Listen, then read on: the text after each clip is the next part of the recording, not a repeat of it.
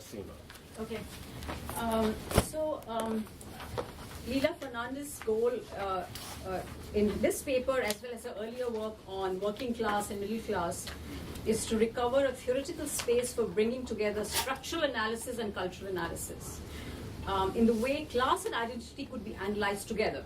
So she is really taking on a very demanding and a difficult question, which is how to think about class and identity and culture and structure together. In that, she builds on Rudolph's, but also goes beyond. And I must say that she does a very amazing job of building on, criticizing the Rudolphs, but also creating a new synthesis where we can think of incorporating cultural and identity factors within understandings of class. And in doing so, she's criticizing both the pure structural view, which does not take culture seriously, but she's also criticizing the post-structuralists who don't take structure and class inequality seriously. So she creates value for this theoretical approach by looking at cultural events as sites of class politics. So it's in cultural events, especially in her first book on jute mill workers, that there are these sites. Cultural events, cultural practices are the places where class is created and workers are created. And her claim is, her critical claim to Rudolphs is that they did not see class, similar to the way we were talking about how you have to go below the Rudolph's gaze to look at class.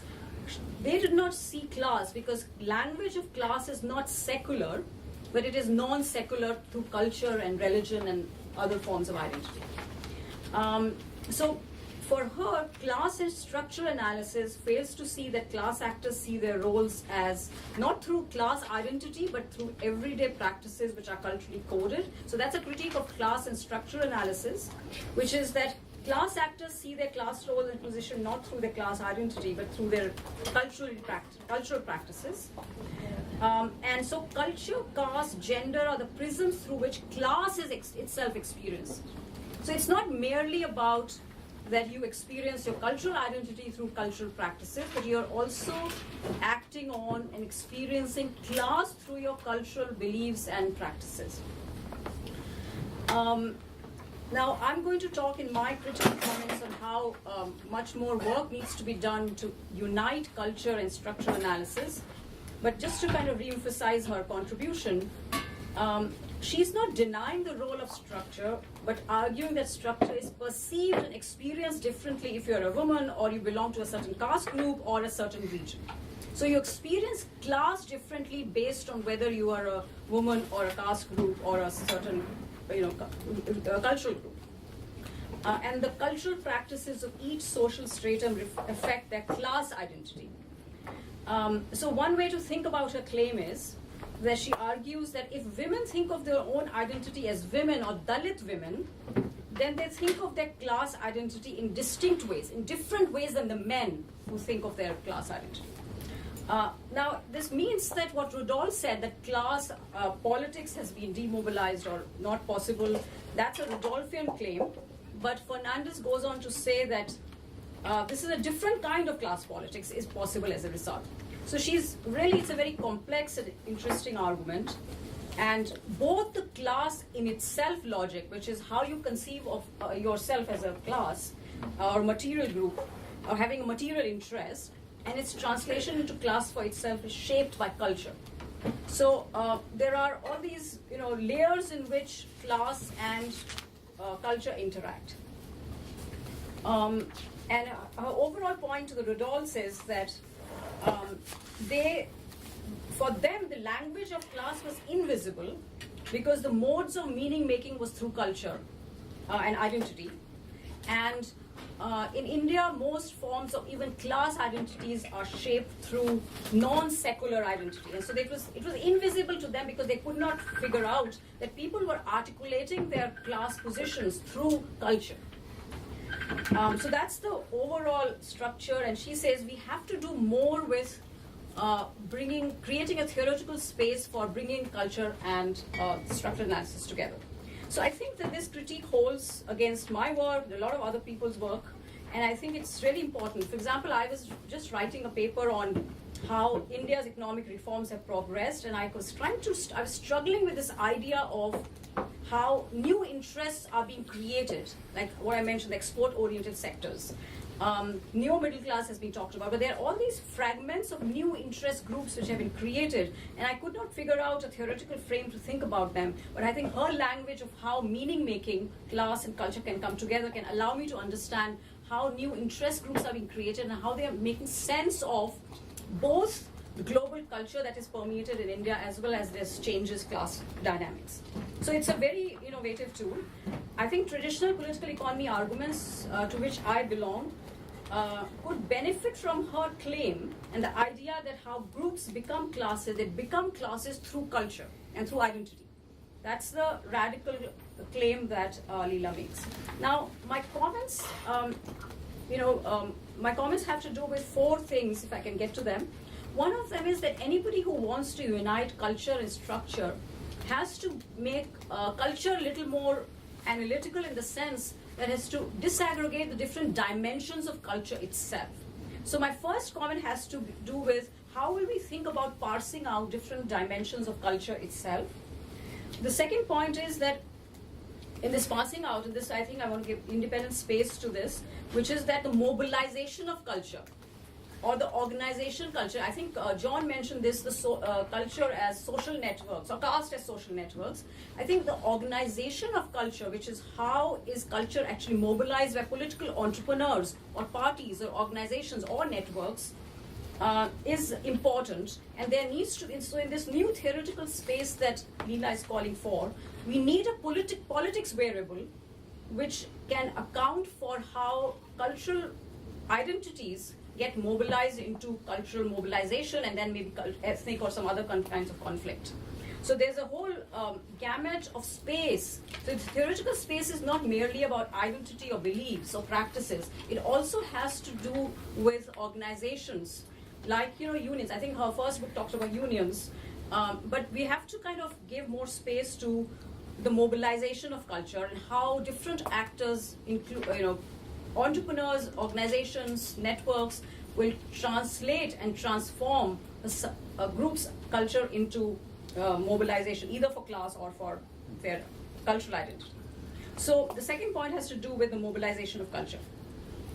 The third, because she's uniting the two, structure and culture, my question is, what does structure or material interest or inequalities do to culture? I couldn't figure out in this theoretical space what is the, what role does the structure play, or what does class play in transforming the cultural identity of any group? It's not very clear, and I think I would like her to explicate that a little bit more. The last point I want to elaborate a little bit is that the cultural identity of gender, caste, region, nationalism, they work in distinctive ways. It's each one of them. So, gender, caste, region, nationalism has different implications for uniting culture and structure, and we can't just lump together the so-called ascriptive identities as the same kind of cultural beliefs or same kind of cultural interactions. So they differ. So let me just elaborate on the first. And I think what I want to do here is say that culture could have at least 4 different dimensions. And one of them is the structure of culture. And what I mean by that is it homogeneous? For example, there is this debate that India is now a state nation where there are lots of sub-nations in terms of culture diversity, and it's not like it's not like the French nation. So the homogeneity of culture, that is, in my view, the structure of culture, and we need to kind of put separate attention to how whether a culture is homogeneous or not. Whether the symbolic and belief systems of the group contend with other cultures in the same arena. How monopolistic or diverse are the belief systems? So that's one dimension of culture. The other dimension is cultural perceptions by individual actors and reputed leaders. How is the culture interpreted? And here Leela calls it meaning making, and she actually, there's a lot in her work on meaning making. And that is more elaborated, but I would call it the perception of culture by individual leaders and people who interpret a community's culture. That's another dimension. The third dimension is what I call mobilization of culture, but here I want to make 2 finer distinctions. I would call Ben Anderson's invention of culture, or identities, as a kind of the first step in mobilization of culture, which is about how community begins to think of itself as a community. And here Leela is suggesting that structural basis makes a difference to how the class is invented. And so there she has an interesting way, but what I wanted to say was that this is one way to disaggregate culture itself. And the invention of cultural identity has a distinct dimension and a distinct process, a phase in the process. The fourth dimension of this culture is what I would call, Huntington calls, clash of civilization. So when does an imagined community lead to cultural conflict or ethnic conflict?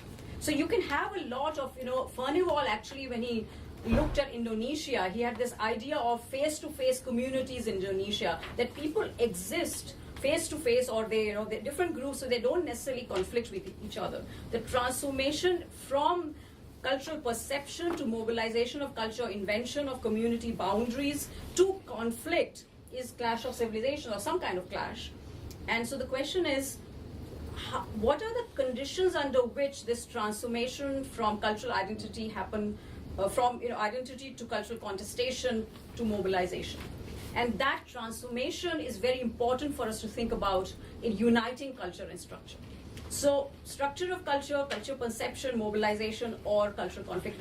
We have to disaggregate culture. I came up one way of disaggregating, but maybe she has some comments on, I'm sure she's thought of other ways to disaggregate culture. So in some ways, this is like saying, if class analysis has come up with this distinction of class for itself, which Ron, I think, elaborated, and class for itself, and class in itself and for itself. Yeah. Then we need to have a similar analysis for culture. When does culture is self-referential, and when does it start to mobilize vis-a-vis other communities?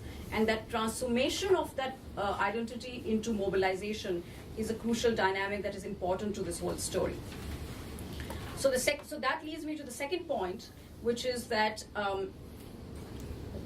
organization of cultural identities, or class identity, for example. So I think the organizational variables or network variables are somewhat missing, at least in this theoretical space, the way I read it, although they were there in her first book on workers. And I think the one interesting example I want to give here is, it's when the BJP, through its various affiliate organization, organizes different segments of the middle class, and they also want to organize, by the way, Dalits. They want to have a pan-Hindu identity in which the Dalits come together into a new Hindu middle class. It's then you have this transformation of certain cultural beliefs into both a class identity, which is middle class, but also the erasure of other caste identities. So the role of the BJP, I mean, this is just an example, but there are other political variables that transform identities, beliefs, perceptions, practices, which she analyzes very well, into actual political action. And so the collective action piece of the puzzle is somewhat missing in the paper, and needs more theoretical space. So in her attempt, she calls out for a theoretical space. There has to be a theoretical space for the collective action issue, which is a political variable, or political science variable. We know that the structure of union organizing matters. I mean, one whole thing about the informal labor, the fact that there are no unions in the same way makes a difference to the transformation of class interest into identities. So the political and organizational mediations are, or class coalitions, or the cross-class coalitions, or the lack of them, they need to be there in this analysis. So that's the second point. Third point, set of comments is, she has a claim that regional caste gender identity shape class. And so I wanted her to explore a little bit. I wasn't sure whether this means that there is no unified or coherent class identity, because she's not saying that. And so I think I wanted her to explore a little bit what role does structure or material foundations perform in the mutual constitution of class and culture, and what does structure do? What does it do to class identity and cultural identity? And the analysis that she provides in middle class, her work on the middle class, some elements of the structural basis of middle class are consumption, the field of consumption. In fact, the middle class actually consume a lot of goods, and they are consumers. The public culture of middle classes and lifestyle practices, how new aesthetics and new spatialized identities have come about. So her claim is that middle classes experience their class through their consumption, which has changed during the economic reform period. And so the economic reforms are providing a new structure, a new set of options for this consumption aesthetic and new consumption patterns. So my question here was, is that all sections of India go to these malls, or they are either aspirational consumers or they consume in these new ways, even if not all can buy, right? They go and do window shopping, and everybody now goes to these malls, and they have that consumption lifestyles. Does it mean that many sections of India are becoming new middle class, even the ones which cannot be categorized as middle class according to economic criteria? Like everybody's a middle class in terms of, because in terms of consumption patterns, almost everybody consumes these new structural elements of the middle class that she identifies.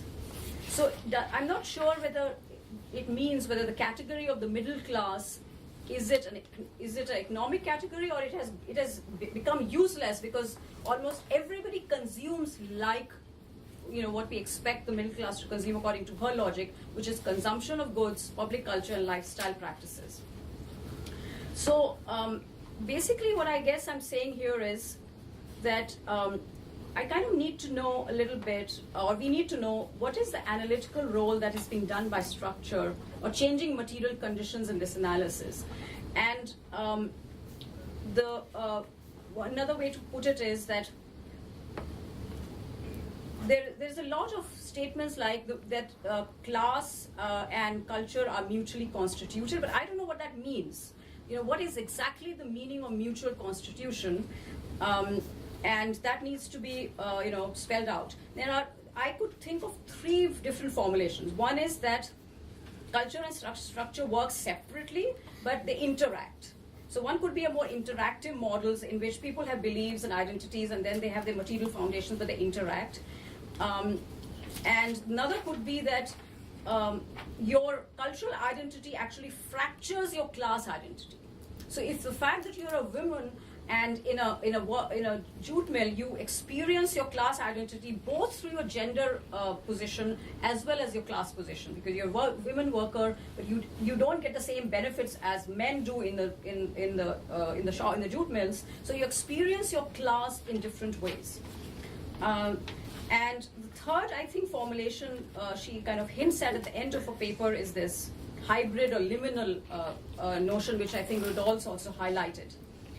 I'm not sure exactly which of these three she would privilege in this mutual constitution of culture and class, whether it would be an interactive theory or the fact that class identity has been fractured by culture, either a region or gender, or there is this fluid that in some forums you take on a class identity, in some other forums you take on a gender identity, and in some other forums you take some other identity. So I don't know what exactly is the meaning of hybrid or liminal in that sense. And that leads me to the last set of points, which is that the cultural identity of gender, caste, region, and nationalism works in different ways. So for example, I'll just give the example of region. When people think of subnationalism as a regional identity, then everybody, idea is that the poor and the rich, women and men think of themselves as Gujarati, right, or Tamil. So the regional identity is creating a kind of a unified identity, and there the language of identity might hide the class differentiation. It will hide that they are rich and poor within Gujarat. So subnationalism or regional identity relationship to class is very different from the relationship of gender with class. So each of them needs a separate analysis, and it's not enough to say that all these identities are ascriptive and that class is separate. So I think that is calling out for more, a more distinctive analysis needs to be done for each of the cultural identities and how they interact with class. Another example, nationalism. Again, nationalism has this potential to unite these different class identities, and therefore we don't focus on the class identities within nationalism. This was true for the earlier discussion on BJP. The BJP is really trying effectively to create nationalism as a supra identity, and that makes class invisible. So overall, these were my comments, and so basically we need to kind of analytically disaggregate culture, bring in more political variables in analysis of culture itself, and think more systematically about what does the mutual constitution of class and culture actually mean on the ground. That's a very rich set of comments. Leela, I want to give you a choice. We have about 6 or 7 minutes more. So you can respond to Asima's comments right now if you'd like, or you can wait and hear the other comments and then have the last word at the end. So I'll do a sort of in between. Okay. I'll just make 2 factual corrections because in case people pick up on those, it'll take us in a tangent. So all of my work, like a decade of publication, has been arguing the opposite of what you claimed I was saying about consumption. So my entire argument about the middle class in India is that you cannot understand middle class politics through the lens of consumption. So let me just say that just as a factual clarification. And then the second thing I would just say, just as a context, is that the paper is summarizing 2 books, which are on 2 very different case studies. And in the books is where I talk about these different identities, so I actually don't lump them all together. And I couldn't obviously re-summarize the books, 30 pages. So I'll just say that as clear. Okay. So then, should we take other comments? Sure. Okay. Other comments? Was that a hand up, Stephen? No. Okay. I have a comment. All right. Okay, I liked your paper because I thought I really liked the way that you framed it between sort of structural analysis and cultural analysis. And I thought it sort of set up the issue very nicely, and I like that you put yourself sort of in the middle, which I thought is a good place to be put. I wondered a little bit, and this is just a question, there's a sort of a literature on class formation that you've probably already gone through, and it's probably irrelevant, but I mean, I just was sort of struck by the old Katznelson and Solberg sort of volume that does sort of talk about some of these issues, and I wondered whether you thought it would be helpful to address it, but that's just one thing. Another thing, more importantly, this is a great opportunity to, if our volume does anything, sometimes I think the real function should be to bring together scholars with rather different sort of backgrounds that might not otherwise interact, and to get them to sort of interact. So I'm thinking Vivian Schmidt's sort of this discursive institutionalism and your sort of argument. And I would love if you would sort of think about her framework, think about how it might apply to what you say, and it may be that you think you end up rejecting it. It would actually be interesting to know why you reject it, or it may be that it's helpful for you. But that would be wonderful if we could create that synthesis out of this. That would be a really productive aspect of this, our discussion today. Another point, 2 other points. One, your argument makes me think about the Rudolphs, right? Not surprisingly, right? But the Rudolphs in the sense of sort of their argument about the pluralism of modernity, right? In other words, they say you have to take context into account, because as societies change, that context sort of provides a structure which leads to sort of different trajectories of change, and therefore the plurality of modernity. And it seems to me that's partly what you're saying here about sort of class formation, okay? So it actually would be sort of interesting to note that. Having said that, I have and Asima sort of raised this question in a slightly different way, but let me put it as pointedly as I can. Collective action does not make class, right? And the reason I raise that is because I don't know whether the collective action, you don't convince me that the collective action that's taking place is necessarily class, right? Could be other groups. And I'm not saying that it's, but I'm saying you need to sort of make it clear, convince your reader that we're actually looking at class. Because, I mean, what we are talking about is some sort of mixture of culture and presumably class. But so, you know, to use a term that's probably not popular amongst this group, but I mean, I think there has to be some sort of falsifiability. You know, that is that. So you're saying it's class because I know you and respect you. I'm convinced. But if somebody who's a complete stranger doesn't know you, you know, you need to convince them too. And so I think you need to be able to sort of show that it's not something else. It truly is class. And you're talking about the working class politics when you see that? Or? Yeah. So you know her empirical work, because I actually went back to empirical work. Yeah. It really shows that in these cultural festivals and in various way they talk in different elements, the working class in Bengal, they are differentiating themselves from the managers. So their cultural events, they're reinterpreting them in class ways and distinguishing them. We are workers. Our cultural festivals, our events, our activities are different than the managers' custom, and they will not interfere. And we have an autonomous space. So maybe I should, since it's my book, I should talk about it. So you have to look at. So the middle class and the working classes operate very differently. Right. And so we have to remember what the Rudolphs told us is that we have to look at situated context. Right. So I have. So I realized I brought them together in this paper, but each case, each book is looking at class in a very different way. So the middle class problem is very different from the working class. Right. But please. But let me just answer specifically what you're saying. So what you have to do is, in order to understand my argument, you cannot really sort of pick out one piece like collective action, because what I'm arguing is that in the case of the working class politics, which is now decades old book. Class is not the collective action expression is also linked to class structuration and the nature of the labor market. Right. And you won't understand the collective action part if you don't connect it to how class is structured in the labor market in food factories. And what I mean by that is that a lot of times when we talk, even if you think about the discussion for today, when we talk about caste, we're kind of really trying to specify, we're debating, we're contextualizing, and then we sort of say, well, maybe this will turn into class solidarity, and we kind of assume we know that we had this idea what class solidarity is or what the category of class is.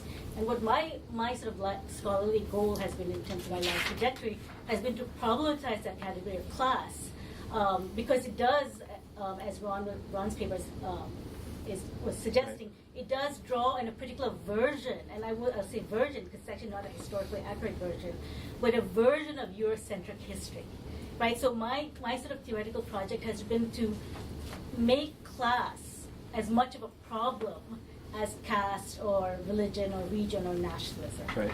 And in order to understand how that it becomes a problem, you don't start with the collective action part. That kind of stems from the structural formation. And so what I argue in the working class book, and there's an analogy to the middle class formation, which I'll get to in a little bit, is that the structure of the labor market in an industry like jute factories, for instance, that class structuration, the sort of tracking of workers through industrialization, stemming all the way back from early colonial history, is occurring through the politics of caste and ethnicity. Because who is getting jobs is determined by particular kinds of kinship networks, particular kinds of caste networks. Right. So who occupies a particular section on the factory? Like you have to literally imagine now class not as an abstract, in the spirit of Rudolph's, but as a situated concept. Right. That class is actually being structured by these quote unquote, and I put culture in quotes, these kind of cultural identities. Again, I'll put identities in quotes. And so class structuration itself is being shaped in this case by caste and ethnicity.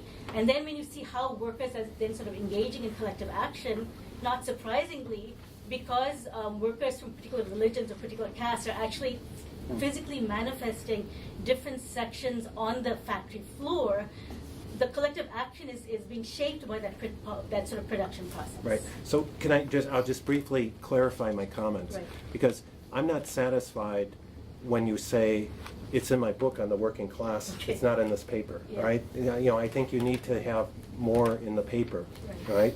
Because people are going to read it as a separate thing. Second of all, the way I understand sort of the traditional model of class formation is you have a class in itself and a class for itself, and what connects that is the process of collective action. Class for itself is a class acting together as a historical collective actor. So you may have a different model of class formation, then you need to explain what that model is for it to be sort of convincing. And so part of that model is going to be defining what class is and defining how it gets transformed in the process of class formation. Yeah. Kristen? No, you go first. Yeah. I really liked your paper, and I particularly was focused on the discussion of liminality and hybridity, which always kind of confused me in their work. And I think after I read your paper, I think I don't like the concept of liminality as they use it. It seems to me, I mean, the only time and I don't know how caste works and class, so I can't speak to that, but I know I've used the concept of border crossers in terms of moral choice, the kind of rescuers who moved from the normal world where morality existed, and they had to go into the Nazi world. They had to understand that world enough, and I thought it was kind of like translators that were knowing two languages in terms of moral sense. But I thought that liminality didn't fit there, that I thought that implies that the people don't kind of know who they are, that they're confused about something, and maybe I'm misunderstanding the concept. But I thought the hybridity was really quite interesting, and I like the Amar Singh diaries, the work they did on that. And so I thought your paper was really nice in terms of using that and clarifying it for me in a way I hadn't understood it before. So I thank you for that. Stephen? Or No. is that true? Yeah. Yeah. No. I want to ask a question that there's bits in page 24, roughly 28, where you're talking about the kind of hierarchy of methods within programs as a sort of dominant group that you're arguing against. And I'm not sure it's as dominant as you say. So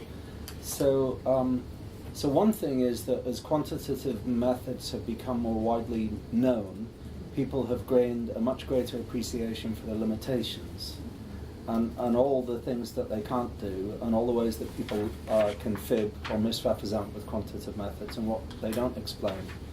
And so in that sense, I see a lot of questioning when people are presenting quantitative papers about what's underneath them and what they miss out. And then in terms of just graduate teaching, I mean, I'm familiar with my program and a couple of other places where I've taught.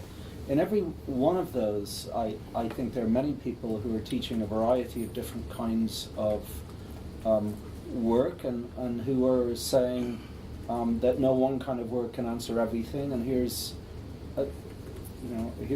are a variety of different kind of qualitative and quantitative works that you need to look at in order to figure out what particular kind of studies give and not. So I guess I've got a little bit more faith in the self-corrective capacity of the discipline. I'll take that under advice. Okay. I'll take Right. that. Kamal, did you want to? Is the process by which culture, caste, religion, the caste, religious, and identity formation, is that the same process by which economic incentives, class formation takes place, so that there can be an overlap between the two? And if it's not, then when we are integrating the two, so we are saying it's class formation, but the formation actually occurred due to kinship, caste, others. What does that mean for your project? Could you say the last part again? What does it mean for your project where you're trying to combine the two? The actual work of formation of solidarities is occurring, may be occurring due to kinship and caste identities. So then, will you end up saying that the formation and solidarities brought about by them are much more powerful in the Indian context than any other economic incentives, is what I'm saying.